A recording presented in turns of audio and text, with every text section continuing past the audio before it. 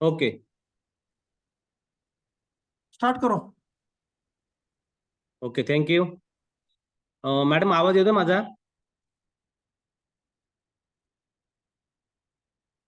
नमस्कार. मी जयवंत कमळू पारधी, physical education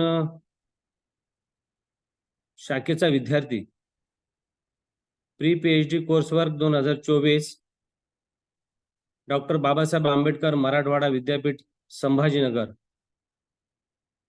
मार्गदर्शक सन्माननीय डॉक्टर ज्योती मोतीराम गायकवाड मॅम, सरस्वती महाविद्यालय केज बीड.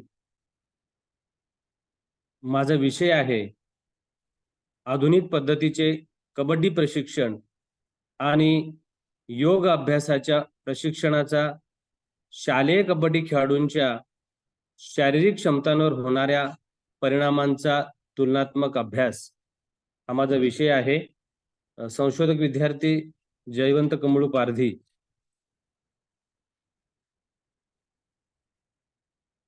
प्रस्तावना मंजुनाथ भाई, नेक्स्ट प्रस्तावना.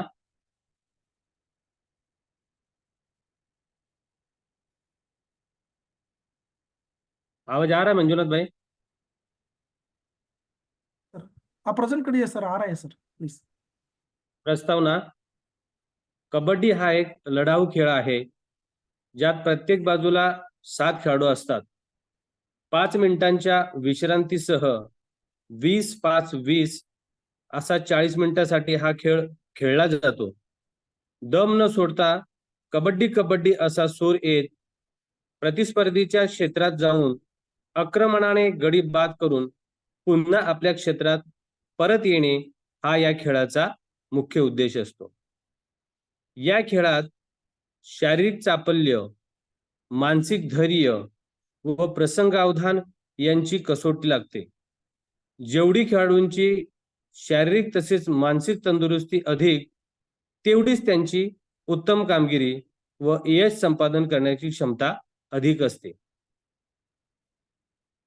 जरी कबड्डी हा खेळ एशियन इंडोर गेम्स आणि एशियन बीच गेम्स मध्ये लोकप्रिय झाला आणि खेळला जात असला तरीही कबड्डीपटूंमध्ये कौशल्य व तंदुरुस्ती वाढवण्यासाठी योग्य प्रशिक्षण कार्यक्रम विकसित करण्याची गरज आहे. खरे तर योग अभ्यास व आधुनिक पद्धतीचे कबड्डी प्रशिक्षण यांचा शारीरिक तंदुरुस्ती व या मानकांवर होणारा परिणाम फार कमी प्रमाणामध्ये अभ्यासला गेला आहे. म्हणून संशोधकाने या अभ्यासाचे नियोजन केलेलं आहे.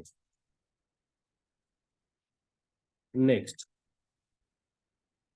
समस्या कथन.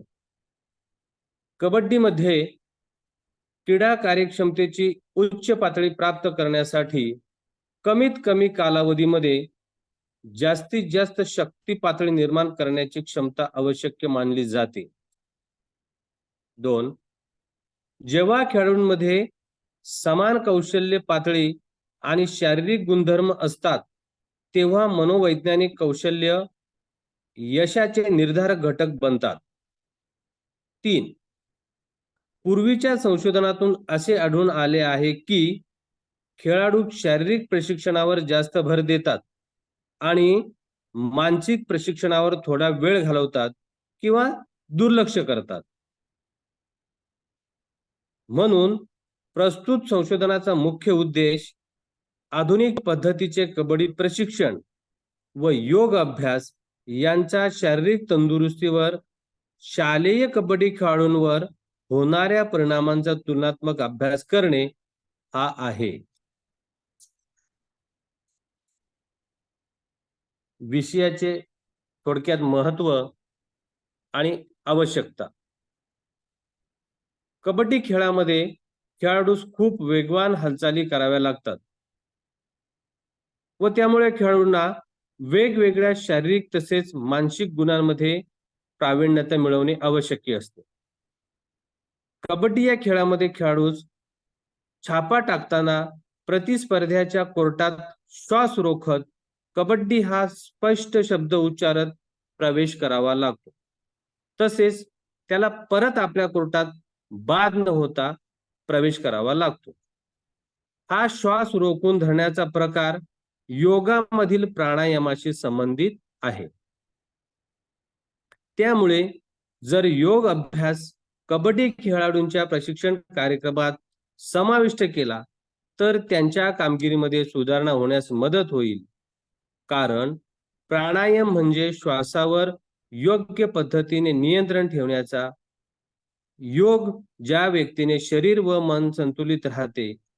जरी विविध संशोधनातून योग अभ्यासाच्या शारीरिक तंदुरुस्तीवर सकारात्मक परिणाम दिसून आला आहे, परंतु शालेय स्तरावरील कबड्डी खेळाडूंच्या आवश्यक असणाऱ्या शारीरिक व मानसिक तंदुरुस्तीवर योग्य अभ्यासाचा व शास्त्रीय कबड्डी प्रशिक्षणाचा होणारा जो परिणाम आहे, आधुनिक कबड्डी प्रशिक्षणाचा होणारा जो परिणाम आहे, याकडे थोडीशी दुर्लक्ष झालेले आहे किंवा तो मर्यादित स्वरूपात अभ्यास करण्यात आलेला आहे.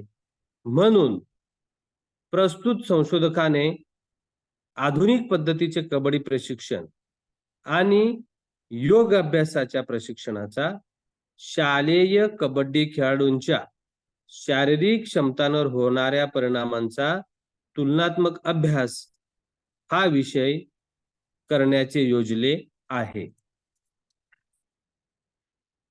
नेक्स्ट, सदर संशोधन करीत असताना त्या ठिकाणी काही त्या संशोधनाची प्रमुख उद्दिष्टे आहेत.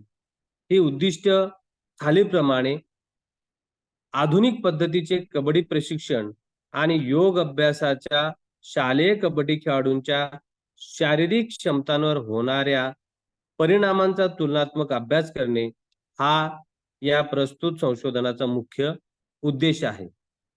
ही उद्दिष्टे साध्य करत असताना काही महत्त्वाच्या बाबी या ठिकाणी आढळून आलेल्या आहेत.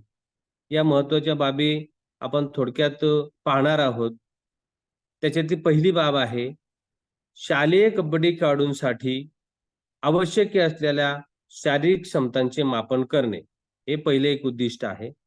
सेकंड, शालेय कबड्डी खेळाडूंच्या शारीरिक कौशल्यांमध्ये सुधार होण्यासाठी विशेष कबड्डी प्रशिक्षण आणि योग अभ्यासाचा कार्यक्रम तयार करणे.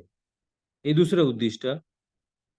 तिसरं, आधुनिक कबड्डी प्रशिक्षण आणि योग अभ्यासाचे शालेय कबड्डी खेळाडूंच्या शारीरिक क्षमतांवर होणाऱ्या परिणामांचा तुलनात्मक अभ्यास करणे. त्याच्यातून शारीरिक क्षमतांवरती काय महत्त्वाचा परिणाम होतो याचा तुलनात्मक अभ्यास करणे हा सगळ्यात महत्त्वाचा घटक या ठिकाणी आहे. जयवंत नेक्स्ट, सर फास्ट बोलिए, टाइम बहुत कम है. परिकल्पना. योग अभ्यास व कबड्डी खेळाडूंचा प्रशिक्षण कार्यक्रमानंतर शालेय कबड्डी खेळाडूंच्या शारीरिक क्षमतांवर सार्थक परिणाम पडेल, ही त्याच्यातली महत्वाची परिकल्पना आहे. नेक्स्ट, संशोधनाची परिसीमा. प्रस्तुत संशोधन हे शालेय पुरुष कबड्डी खेळाडूंपुरतीच मर्यादित करण्यात आलेले आहे. प्रस्तुत संशोधनाचा जो वयोगट आहे, या वयोगटामध्ये 14 ते 16 वयोगटातील फक्त मुले शालेय पुरुष कबड्डी खेळाडूंपुरतीच हे मर्यादित ठेवण्यात आलेलं आहे.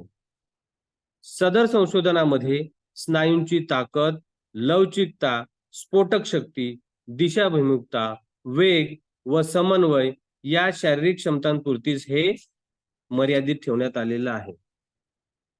संशोधनाच्या सीमा.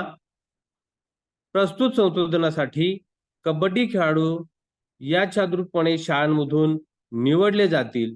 त्यामुळे त्यांचे भौगोलिक स्थान, त्यांचा पोषण आहार व शाळेतील इतर शारीरिक व्यायाम या घटकांवर संशोधनकर्त्याचे नियंत्रण असू शकणार नाही. त्यामुळे कदाचित अभ्यासावर त्यांचा परिणाम होऊ शकतो. अभ्यासामध्ये विस्तृत वयोगट समाविष्ट नसणे, तसेच शाळेच्या तासादरम्यान अनियंत्रित शारीरिक हालचाली व वेळ या घटकांचा प्रयोगावर परिणाम होऊ शकतो.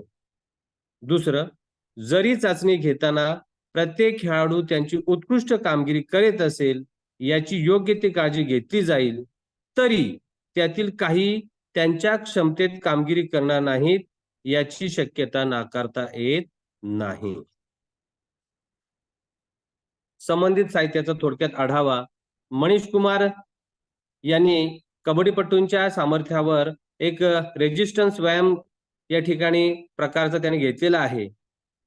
त्याचा अभ्यास करताना त्याने असं म्हटलेलं आहे की हरियाणाच्या हिसार जिल्ह्यातील 10 कबड्डीपटू निवडण्यात आले. खेळाडूंची पूर्व चाचणी घेतल्यानंतर 3 आठवड्यांचा प्रशिक्षण कार्यक्रम राबवण्यात आला व त्यानंतर पुन्हा त्यांची चाचणी घेण्यात आली. या अभ्यासावरून असे दिसून आले की कबड्डीपटूंच्या सामर्थ्यांमध्ये प्रशिक्षणानंतर महत्वाचा फरक त्या ठिकाणी त्यांना दिसून आलेला आहे. दुसरं उदाहरण देताना असं म्हटलेलं आहे की इराणच्या राष्ट्रीय संघातील कबड्डीपटूंमध्ये निवडलेल्या शारीरिक तंदुरुस्ती या घटकांवर नियंत्रित विरुद्ध एकत्रित गट अशी प्लायोमॅट्रिक प्रशिक्षण पद्धती त्या ठिकाणी राबवली गेली. यामध्ये कबड्डी पुरुष खेळाडू यांना 4 गटामध्ये विभागले गेलं. शक्ती परीक्षण, प्लायोमॅट्रिक परीक्षण, एकत्रित प्रशिक्षण आणि नियंत्रित गट असे त्या ठिकाणी गट केले गेले.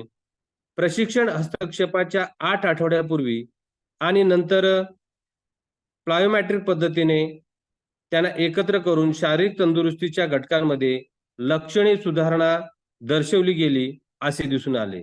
आणि म्हणून आम्ही असा निष्कर्ष काढला की कबड्डीपटूंच्या त्यांच्या शारीरिक फिटनेसमध्ये योग्यरित्या प्रोग्राम केला तर सामर्थ्य आणि एकत्रित प्रशिक्षण हे अतिशय फायद्याचे ठरू शकते असे त्या ठिकाणी दिसून आलेले आहे. संशोधन पद्धती. या प्रस्तुत संशोधनाचा मुख्य उद्देश हा आधुनिक पद्धतीचे कबड्डी प्रशिक्षण व योग अभ्यासाचे शालेय खेळाडूंच्या शारीरिक क्षमतांवर होणाऱ्या परिणामांचा अभ्यास करणे हा आहे. त्यासाठी प्रस्तुत संशोधनामध्ये प्रायोगिक पद्धतीचा वापर केला गेलेला आहे. ज्ञादर्श. जयवंत 2 ही मिनट या बचा है, अभ्यासाचे फास्ट बोलो. या अभ्यासाचे उद्दिष्ट साध्य करण्यासाठी 60 शालेय कबड्डी खेळाडूंचा फिशर्स रँडम टेबल वापरून नमुना म्हणून निवडण्यात आला. खेळाडू वयोगट 14 ते 16 वर्षापर्यंतचे असतील. या अभ्यासाचे सहभागाची तयारी दर्शवण्यात आली आणि स्वरूप आणि त्याचे महत्व स्पष्ट करण्यात येईल. अभिकल्प. एक नियंत्रित गट असेल आणि दुसरा प्रायोगिक गट असेल. अ गट अर्थात प्रायोगिक गट निवडक योगाभ्यास तसेच कबड्डी प्रशिक्षण कार्यक्रमात भाग घेईल आणि शाळेच्या वेळेपत्रकानुसार नियमित कामात तो भाग घेईल. ब गट नियंत्रित गट कबड्डीच्या आधुनिक पद्धतीचे प्रशिक्षण कार्यक्रमात भाग घेईल व शालेय वेळापत्रकानुसार इतर कार्यक्रमात सहभागी होतील, परंतु या गटातील खेळाडूंना योग्य अभ्यासापासून अलिप्त ठेवण्यात येईल. धन्यवाद. या पद्धतीने प्रस्तुत या संशोधनामध्ये संशोधकाने आपली माहिती थोडक्यात दिलेली आहे. मी विनंती करेन मॅडमना कृपया जरा काही विचारायचे असतील प्रश्न तर प्लीज आपण विचारू शकता मॅडम.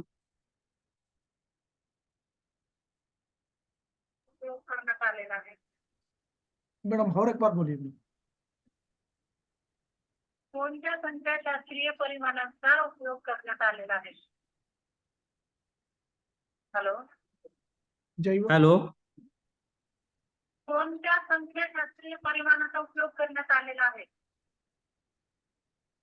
यामध्ये मॅडम मध्यमान, प्रमाण विचलन आणि टी टेस्ट यांचा वापर करण्यात आलेला आहे. हे प्रमाण संख्याशास्त्रीय जे परिमाण आहे त्यांचा उपयोग करण्यात आलेला आहे.